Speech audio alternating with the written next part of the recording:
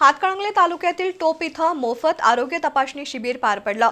बाळासाहेब माने शिक्षण प्रसारक मंडळ संचलित वाठारतर्फे अशोकराव माने आयुर्वेदिक medical and research centre आणि अमोलदादा युवा मंचच्या वतीने हे शिबिर घेण्यात आलं।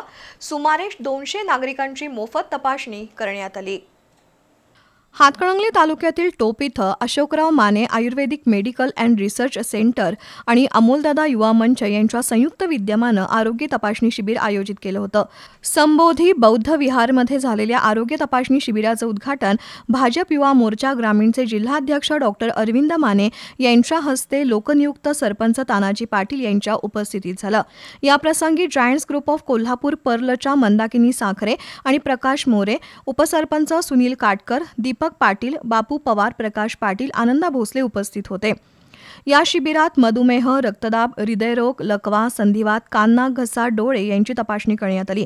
बालरोग चिकित्सा, विविध शस्त्रक्रिया आणि महिलांचं आरोग्य या विषयावर मार्गदर्शन करण्यात आलं।